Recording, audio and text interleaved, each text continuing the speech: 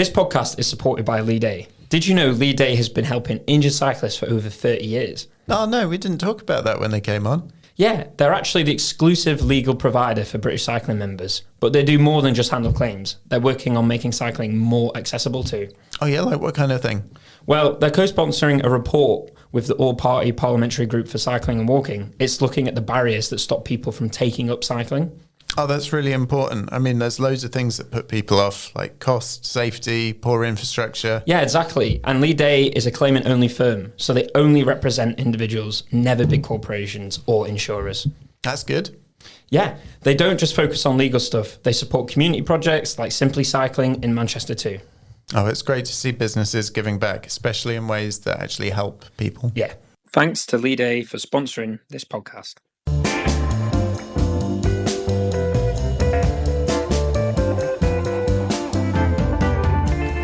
Hello and welcome to another episode of Moving Up North.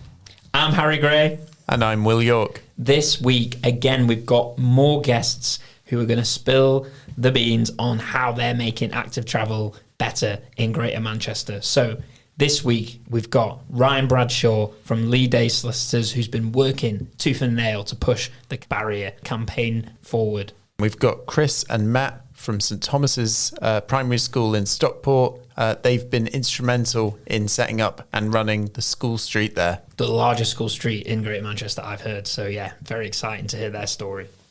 But first, let's talk about a massive win for Walker IGM in Stockport, a borough which we've been pushing hard for a change in culture on active travel. And Will, as a Stockport resident, you can spill the beans on what's happening. Yeah, so since about September of last year, the Transport and Communities Scrutiny Committee in Stockport, that's a committee of councillors who scrutinise the decisions of the council, they've been focusing on cycling. They want to do a review of cycling in the borough and what the council has been doing and whether it's been working.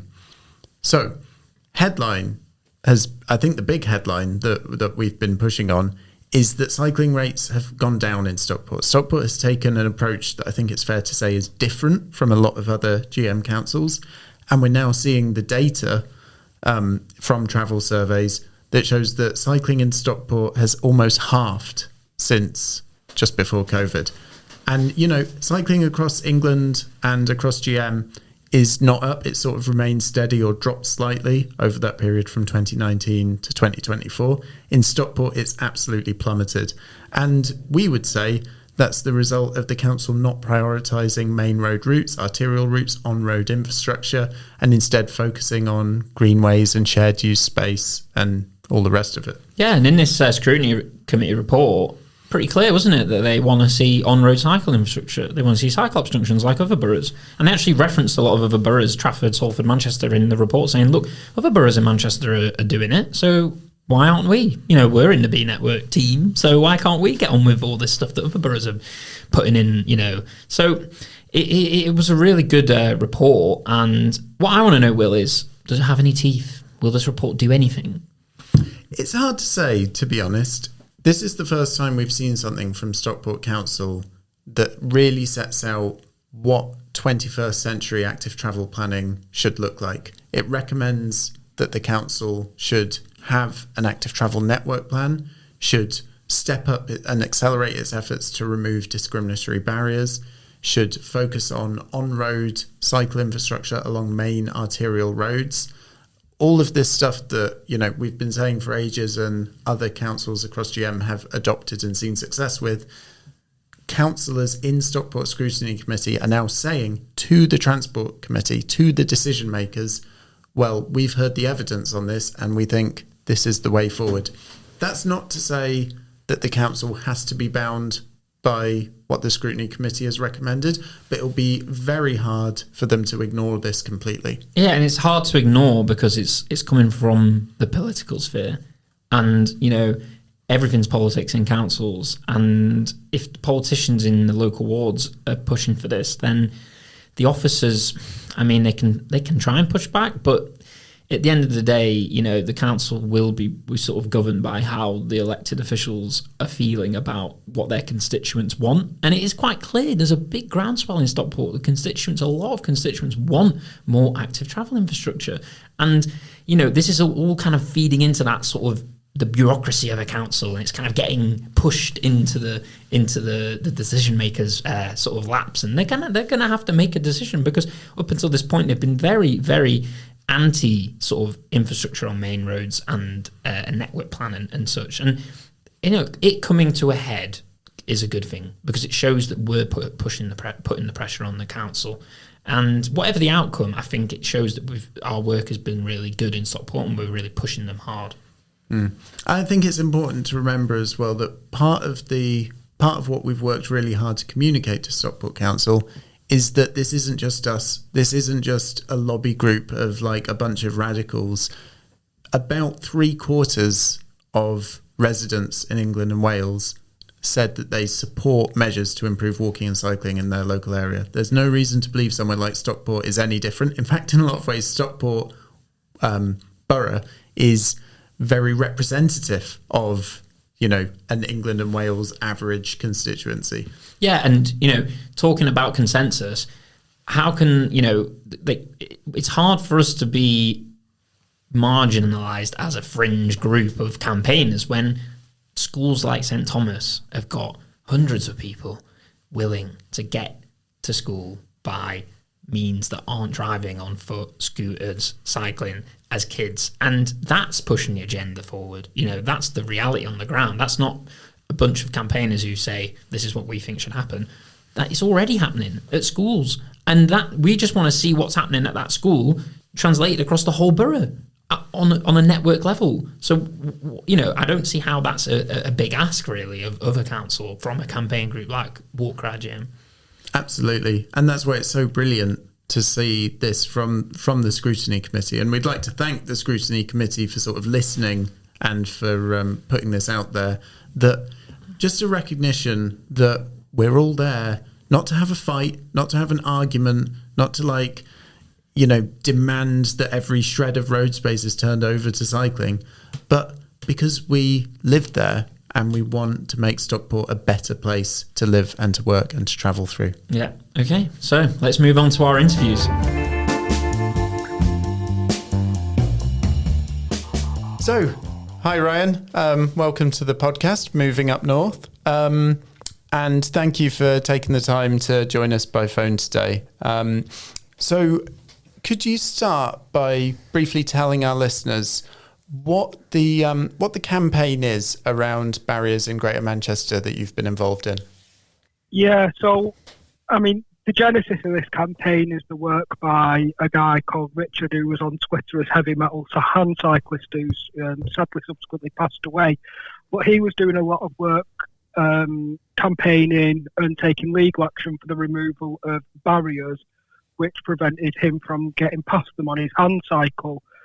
I've been a discrimination lawyer for over a decade now, and as soon as I saw the issues there that he was facing and the difficulties that he was having enforcing the Equality Act, it seemed to me like it was something that ought to be taken up further, and it shouldn't just be the responsibility of individual activists, but it required a collective response in order for change to be made and for barriers to be removed. We're concentrating on Manchester in particular because I'm based in Manchester, but also because in Manchester there's a lot of noise and a lot of positive publicity around active travel plans, the B network and things like that. Mm-hmm. So it seems to me like we should be pushing at a somewhat open door. Yeah, and like how much does the sort of campaigning from Walk Ride GM have an impact in terms of the sort of groundswell for a campaign like this? It certainly helps the map that Walk Ride GM has produced, and the fact that Walk Ride GM's already active with lots of people within the active travel community who understand these issues implicitly, who know where the barriers are, who know what the impact of the barriers are, and the people who have an understanding of the travel infrastructure around Manchester. It is really important. You know, I'm essentially sat in an office behind my keyboard, and I live out in the Ribble Valley, so I'm not cycling around Manchester regularly. I'm not disabled either, so I'm not encountering the same sort of barriers as disabled people. So it's really important to have organisations like Walk, Ride, Gem who are in the community, who are actually experiencing the issues themselves, to be part of any campaign that aims at removing something that's causing problems. And the Equality Act has been around since 2010, if I'm right. And the issue we have as campaigners, not experts in disability campaigning, is why is this a real difficult issue politically and as a campaign to push through? It feels like, compared to other disability campaigns, it feels like it's not as much as an open door. There's an overall issue with the Equality Act in that it's very difficult to enforce in the civil courts. So, like I say, I've been working with it for over a decade now. It's very rare that goods and services type claims are actually brought before the courts. So a law, although it's on paper effective, is only really as good as its enforcement. And if there's not really a viable enforcement mechanism for it, then it falls by the wayside. What we saw in the early years of the Equality Act, so let's say between sort of 2010 and 2013, is that it was taken seriously by private and public bodies, and if you raised a question on the Equality Act, like we're doing here with the barriers, then they'd immediately conduct a review and they'd look to rectify the problems that you pointed out. Whereas now, because there are very few lawyers who are prepared to pursue these claims, there's not really funding available to pursue them, and it just takes ages to take them through the court process, which is exhausting for everyone involved. What they do is they ignore it and hope that the issue will go away. And that's been the case now for well over a decade. And it's particularly an issue now in a post-austerity where councils and other public bodies just don't necessarily have the funds available to tackle these kinds of issues. But I'm sure that there's people within the local authorities who think it'd be a really good idea to remove all the barriers, but what they come up against is the lack of finances available for them to do it. And I guess that brings us on to the point of, how the councils have responded. Whether have you heard anything back from any of the local authorities who are challenged yet? I'm afraid that I have, and that the responses have been uniformly poor. Like I said, the general response of local authorities to these types of issues now is to try and ignore them and hope that they go away. And that's been what we've seen from the local authorities across Manchester, and what we've seen as well from Greater Manchester Combined Authority. So we were hoping that by contacting Greater Manchester Combined Authority, they'd take a lead on this. Obviously, they make a lot of noise around active travel, around the B network, and so on and so forth. And we thought, well, really, this is something where they can make a real big difference and make things a lot better for people across their area. And they've said, well, look, this isn't actually our responsibility legally, so we're not going to do anything with it. And the local authorities have simply said, well, we're not prepared to deal with this issue. You need to come to us with barriers one by one, and then we'll take a look at them. The issue with that is that if I went to them with one by one with the thousands of barriers, I mean, I'd be retired and I still wouldn't have made a dent in all the issues that there are. So there's not much point in me doing that. The only local authority across Greater Manchester that I can see that actually has a plan for dealing with barriers is Stockport Council. Now, I've had a look at their plan, and it's a really great plan. Like, it does exactly what you'd want one of these plans to do. The problem is in the implementation of that plan, because although, again, like the Equality Act, it's all there on paper, what are they actually doing with it? Well, what they've actually done with it is they've removed a grand total of 6 barriers in the last year of the hundreds that there are. So again, the progress is absolutely glacial with it, and it's really not good enough. And it feels like they surely must be spending as much on officer time and on legal advice in sort of fighting or putting off this thing as it would to take out some barriers, right? It can't be that expensive to send someone down and take out a chunk of metal from a path. Yeah, well, I mean, what's happened so far is that we've been dealing with things pre-action. So essentially what the least engaged local authorities have done, and I won't name names and embarrass them, but the least engaged local authorities have sent us a grand total of 3 pieces of correspondence in very generic terms, which won't have cost them very much time or money. When it really becomes an issue of looking at where they're allocating resources is when you begin to issue claims in the courts, and at that point costs do rise quite significantly. Now, we think that the cost of removing a chicane type barrier, for instance, if it's all being done properly and it's not just, some guys with an angle grinder and a bag of macadam, is going to be less than £200.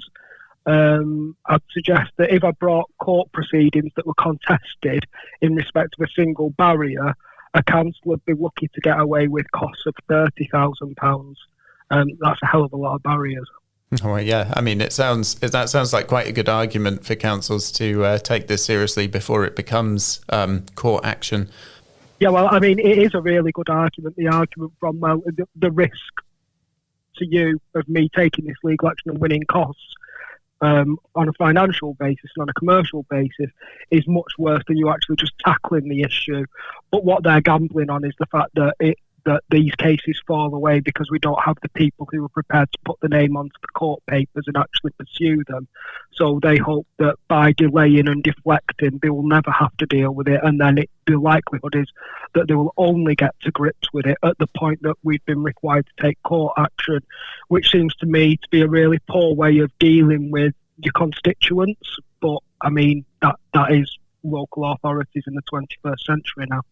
Yeah, and I think we've had a bit of we've been burnt slightly by, this campaign, which we're definitely happy to support, but we are in a vicarious position because we have to have a good relationship with local authorities, but we're also backing this campaign to remove barriers through legal means. So it does put us in a slightly difficult position as campaigners because we have to, lobby for better infrastructure. But at the same time, when things are at that point where it's more about human rights and the law, I feel like there's a sort of moral duty on our behalf to really back that campaign and not cower against difficult decisions.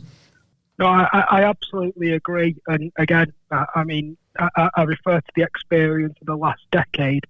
I've been active in campaigns for over 20 years now. And it used to be the case that even if you were being ignored or people didn't really want to hear what you were saying, you were at least respected for saying it and people understood the drivers behind why you were saying it.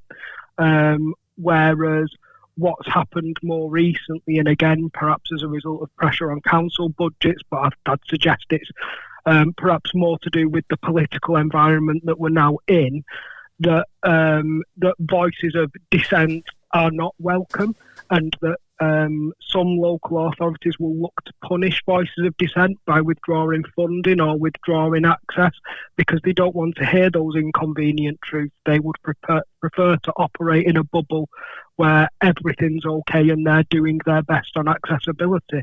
And I think that's really dangerous territory to be in, unfortunately. Like, if we're honest about it, it is not a good way of running a local authority. Even if they don't like what we've got to say or they don't agree with what we've got to say, they should at least respect the place that it's coming from, because it's not coming from a bad place. We're not looking to cause trouble for the local authority. This is a positive campaign, which is we want to increase accessibility for people.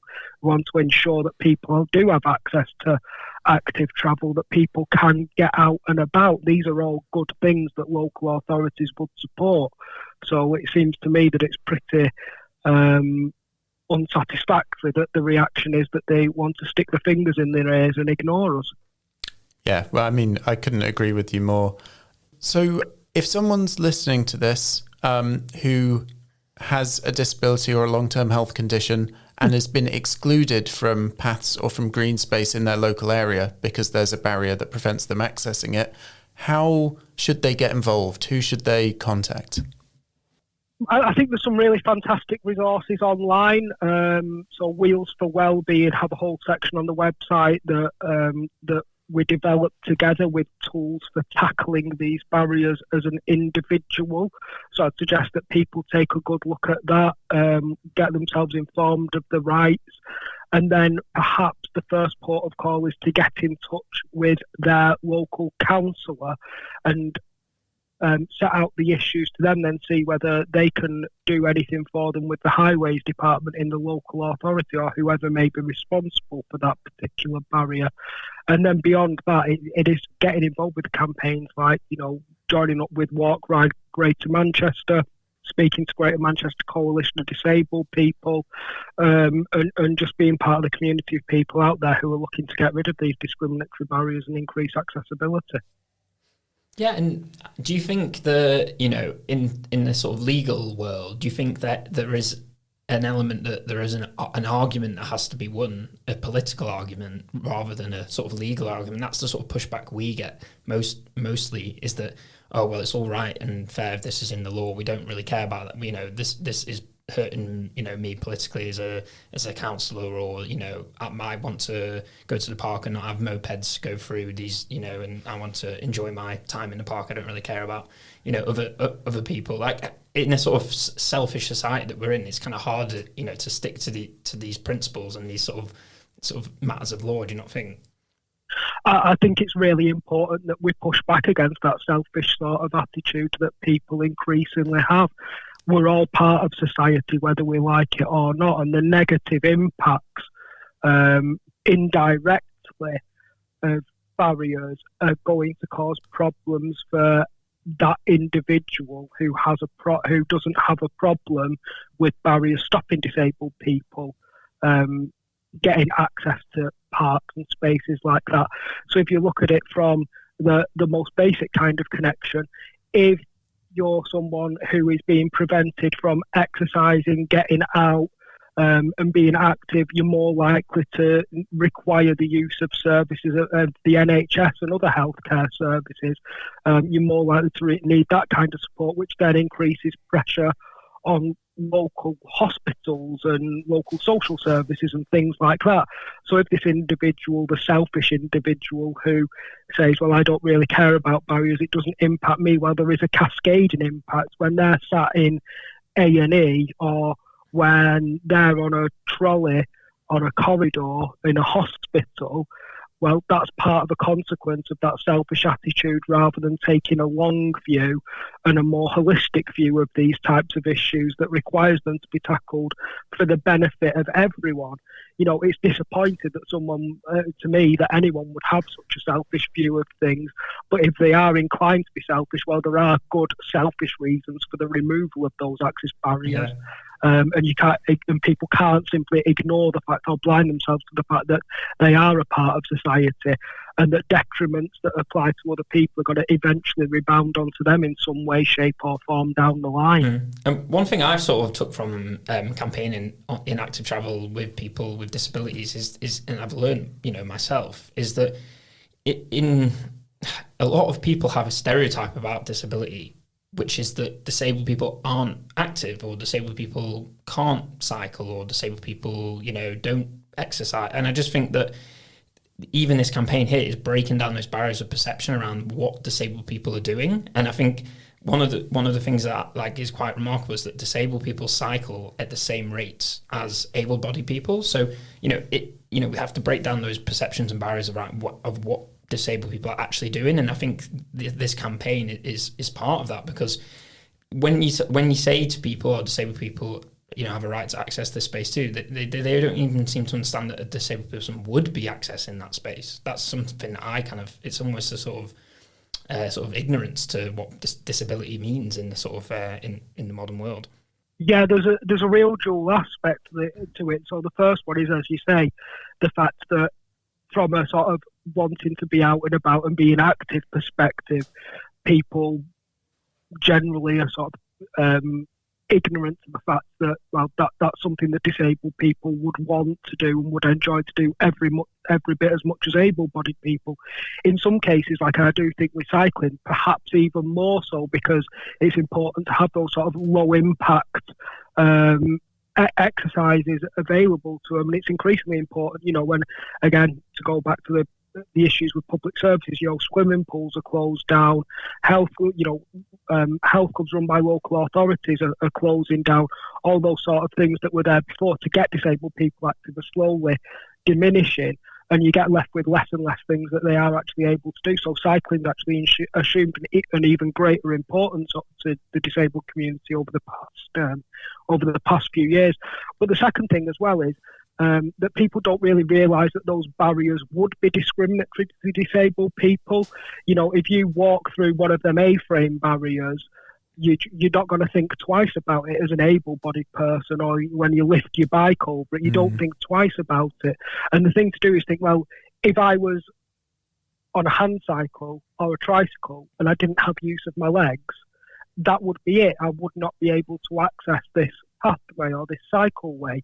And then you have to think about, well, what's the alternative? Well, the alternative generally is that you're routed onto a road, or you're routed through a residential area that's a lot more dangerous than your lovely cycle pathway surrounded by trees and nature and so on and so forth, which are all great for mental health.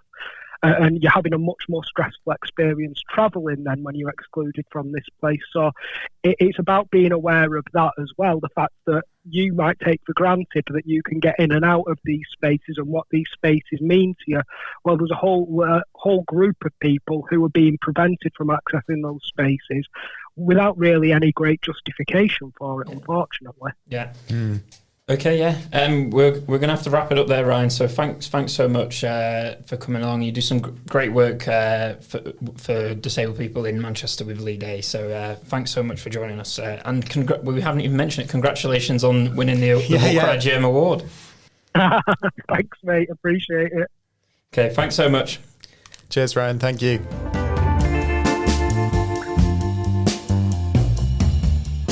Let's welcome our next guests who have won the Best Home to School Travel Scheme Award at our Walk Ride GM Awards. It's Chris and Matt from St Thomas Primary School. Now, Chris Silk is the deputy head at the school, and Matt is a parent who actually helped set up the school street a few years ago. Let's start by saying how amazing the school street is outside your school. I mean, it won the award. But, I've never actually been, but I've seen on social media some of the sort of photos and of it happening, and it's just, it's quite momentous to see how many people get involved and the sort of community that comes around it. And so, just tell us about, how you got the school street set up and, what it means to the area.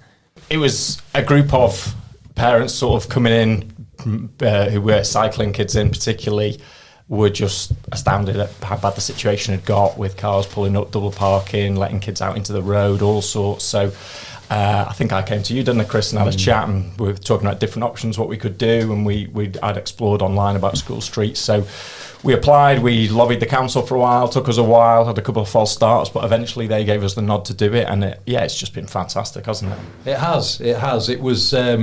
it happened quicker than we thought it was going to happen, really. Yeah. It just felt like a bit of a pipe dream at the beginning, but we did feel like it was an accident waiting to happen. We just felt like at one morning a child's going to be knocked over outside school, and there were just too many parents driving to school, making unnecessary journeys. So but once we got the ball rolling, it kind of happened quickly, but then keeping it going has been the next challenge. Yeah. And so how does the sort of school street, how does it affect the behaviour of the kids when they come to school, their sort of mood and the way that they feel about education and stuff like that? Has it had a positive impact on the children? Absolutely. So if you imagine a school day where you are in your car, it's stressful, it's raining, there's competition for spaces outside of school, children are jumping out of cars, they're coming in. And they haven't been moving either. They've just been sat in that car. If you compare that to now, where the children it's a really quiet, calm area outside of school. You can hear the birds singing, which you couldn't before. And then you are actively travelling in, so you're already getting the blood pumping around your body. It's calm. No one's getting stressed. And and then you come in and you're in a better position to learn. So I think we've had it's had a big impact on just like well-being, on attitude to work. I think it's just had a really positive impact. Do you think that goes beyond the kids as well? Do you think parents and volunteers are benefiting from the social aspect of having that space in the mornings and the afternoons? Yeah, absolutely. I mean, there's one of the side benefits that we didn't really think of when we started it is the real community spirit. There's a group of us who organise it, a core group, but then lots of other people sort of meeting kids on the corner and walking in together, people taking someone else's kids in for them because they're marshalling on one of the closure points. And just as from what I've seen, a much nicer atmosphere outside. There used to be arguments outside, people parking across people's drives, so arguments with residents and all kinds of things going on. Now it is just that really calm environment, as you say, Chris, and people just stopping and chatting, and it's been a real positive side effect of the school street, that I think. And how did the local people who live on these streets around the school, how did they feel about this at first? And you just said that now there's less less problems. Has that changed over time? Yeah, the nature of our scheme is really complex. We've got quite a big housing estate within one of the closure, and we've actually got 2 separate closure zones and 5 closure points just because we're across 2 sites. We've had some issues with some residents, but I think the vast majority, I think there was a second consultation done by the council after about 6 months, and there was a positive uptake in people's view of it following 6 months. So I think it was a bit of build it and they'll come sort of thing. And once people saw it in action, they realised what a benefit it was having. So yeah, there's been odd issues with odd residents. There's a few people who still, we have odd issues with who don't like the fact that they can't just drive exactly where they want to drive and have to go around a slightly different loop or something like that, or have to show a permit.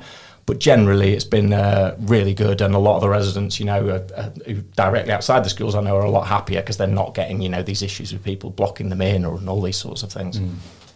It's all staffed by volunteers still, is that correct? That is absolutely correct, yeah. So none of my school staff are volunteers, they are in school. So it relies entirely on volunteers from our community. So how is it keeping volunteers energised to keep going, and what do you think's needed as sort of the long-term sustainable vision for school streets like yours?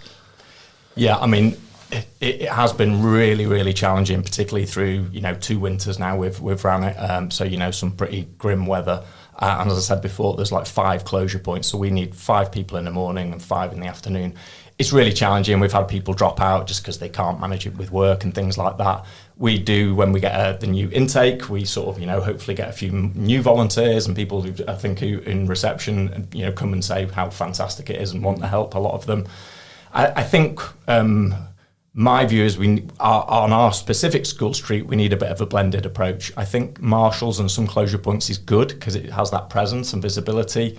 I think possible use of technology we've talked about with the council. I know there's expense involved there in, whether it's ANPR cameras stopping cars, but they don't actually stop them. They can still speed through, and after the event they might get caught, but that doesn't stop a nasty accident. So I think bollards that you sometimes see on other school streets, where pop-up bollards where just during that period, the road is closed and it's physically closed, that would be, for me, the ultimate, really. I think for our school streets, certainly on 2 or 3 of our closures, if we had that would be much better. But I think you'd lose some of that community element just having physical and technology. So having a couple of marshals there would be manageable on the size of our school, and then perhaps technology and infrastructure and some of it. So a bit of a blended approach for our school street. And I think it's from our perspective, the partners we work with talking about school streets, we see a lot of schools, coming with different needs and different requirements, different, Britain's notorious for, we don't have, every street's different, every school's different. And, I think it has to be school by school, and it has to be a relationship between the council and the school, and really holistically look at how this, the roads around the school can be traffic calmed, or the point closures or ANPR. It has to be, case by case, which I think is, something that councils or local authorities that want an easy answer, they're probably struggling with that. Yeah. There is absolutely no easy answer at all. And, I think from a school's point of view, although I say that there's no members of staff who are manning those barriers, it's really important that schools get behind the scheme. And I know that sounds ridiculous, but you have to be super supportive. The complaints that come in, they come through school. The council deal with school to start off with. It's important for them to recognise the volunteers are a team. But the school it's the school street is representing the school, so it's a relationship between the school, the volunteers, and the community. But I think for morale, which was going back to the original question, I think that seeing that support, I think the volunteers know that they are supported by the school. They're not just left on their own. I think has been really important. But there is no one size fits all. What I would say is, if you are thinking of setting one up, please do get in touch. We will happily, talk you through everything that you need to know. Yeah, and we'll leave your email in the show notes so that Absolutely. people can get in touch to learn. And we have a school streets homeschool travel section on our Discord server where we've got lots of different schools in there sharing information around school streets. So I think it is democratizing that information is really important, because we don't want each school to be making the same mistakes, alone. We want people to share that information so we can all lift each other up. Yeah, we very much found that dealing with Stockport Council where we are, that it felt like we were reinventing the wheel. There wasn't, and if there is talk of rolling out 100 across the whole of GM, it needs to be something that's, for me, very productionised. It's a mechanism whereby there's a team comes along who understand this, who've done it before, who've overcome some of the problems we've faced, and straight away can give you answers to those things and have some flexibility. Yeah, and we were just speaking to Trafford Council, Tom Ross, Aidan Williams, who they've put in this school street officer in Trafford, amazing. Hannah, and she's really, it just shows what just one person whose job is to do this. She's really brought a whole community and knowledge and everything. And I was actually walking past one of the school streets the other day in Stretford, and there's all these signs up, laminated signs saying join the WhatsApp, and it was just felt like a real community there. And I think we've lost a bit of that, haven't we, in this sort of modern era, like the idea of a community. And I think just the school street itself, it actually brings the community together in a way that it probably was, that schools were probably losing a little bit. Yeah, absolutely. And it's fair to say that some of our volunteers have no direct relationship with the school. They are either residents or local people who think it's a good thing. And some of our most active volunteers, to be fair, not got kids at the school. They just think it's a brilliant thing. They want to come along, and we've had a few good occasions, Chris, where we've organised events and invited them into the school, into school assemblies, and it has brought the residents, local residents, the school, and parents coming in and kids all sort of together, really, hasn't it? Yeah, I mean, honestly, the sort of byproducts, things like that, we wouldn't have dreamed of that happening at the beginning, and those little byproducts are fab. I think what Trafford are doing that is really long-sighted is that, and this is what I harp on about with school streets, is that, it isn't about annoying motorists, and it isn't just about safety either. It's like a chance to educate an entire generation of young people that journeys can be made without a car. And, and they just see how normal it becomes just to travel to school without using a car, that hopefully they'll just carry that on, and they'll just think, well, I don't need to drive because it's only a kilometre away.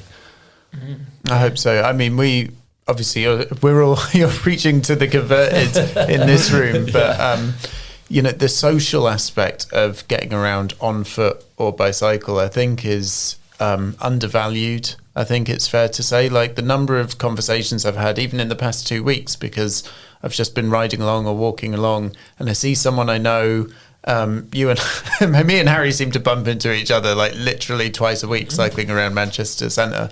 But it's great. It doesn't happen if you're locked inside a car. No. So, you're in a little bubble, a little bubble, and that's why some of our volunteers get some angry responses when they're stood on the barriers, because you change when you're sat inside your little bubble of a car, and then you can get angry so easily. But anyway, we won't go too far into that. No, it's fine. I think it's important to acknowledge that, though, because that is a challenge that you'll see out at School Street, and it feels like we see that a lot in society, that people who do a certain thing a certain way do struggle to see from other people's perspectives, and I think school streets are a good way of opening up people's perspectives because it shows a different reality, it shows a different way of doing things, and it can be, you can have that abrasion, but I think to change the status quo, there always has to be an abrasion, because it's never going to be easy, and you're always going to come up against challenges, and it's about doing it in a positive way that shows how much of an impact you can make.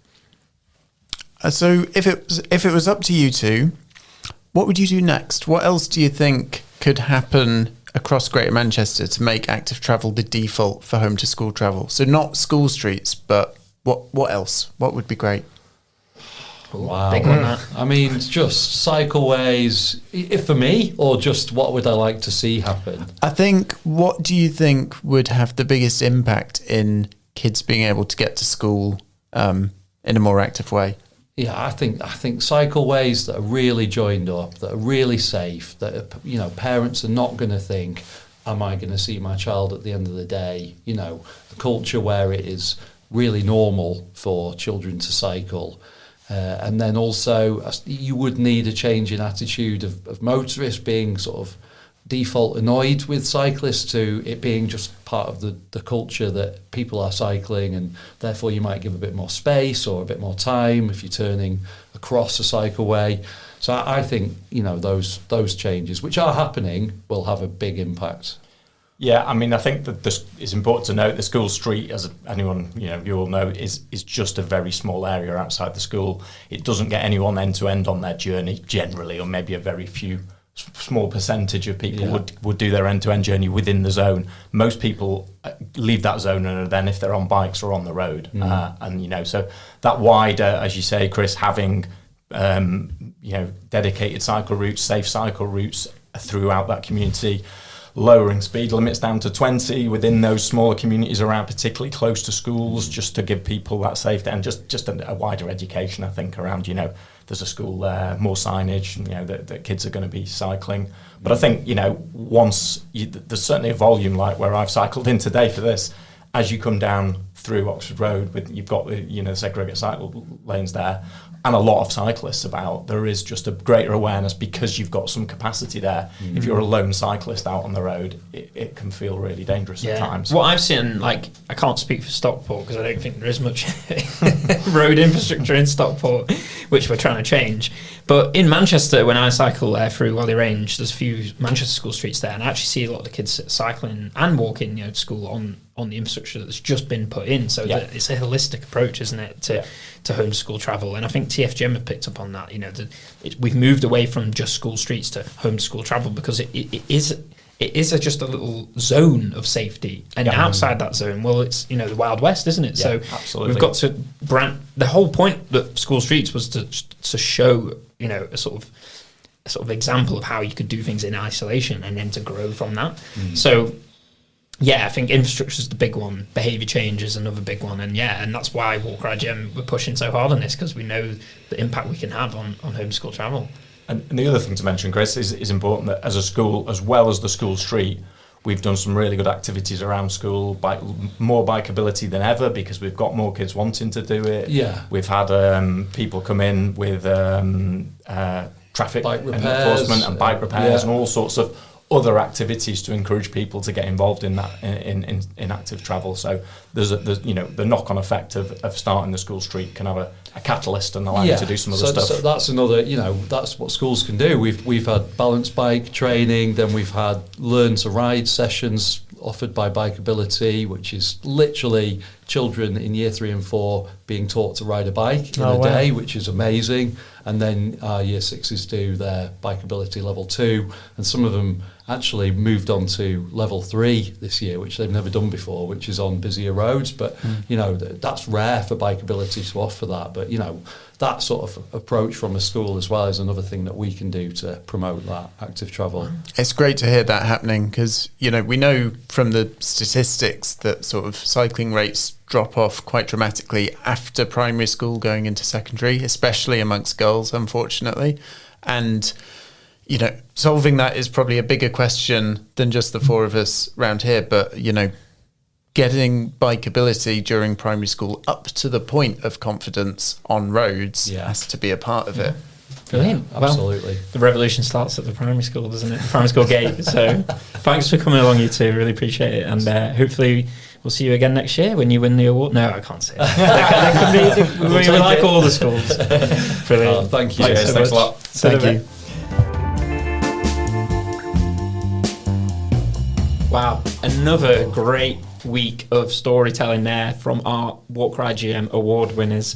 And that again it's not over. We've got more stories to tell. So in the next episode, we will be hearing from Leigh, who set up Kidical Mass, 500-600 people, kids, families, all there demanding for better infrastructure on the streets of Manchester. We'll hear her story. And Councillor Mandy Shilton Godwin, who was in the thick of it at Manchester City Council, planning, delivering and seeing to fruition the Chorlton Cycleway, which won the Best Scheme Award just before Christmas. Yeah, can't wait to share those stories with you. So yeah, we'll see you next time.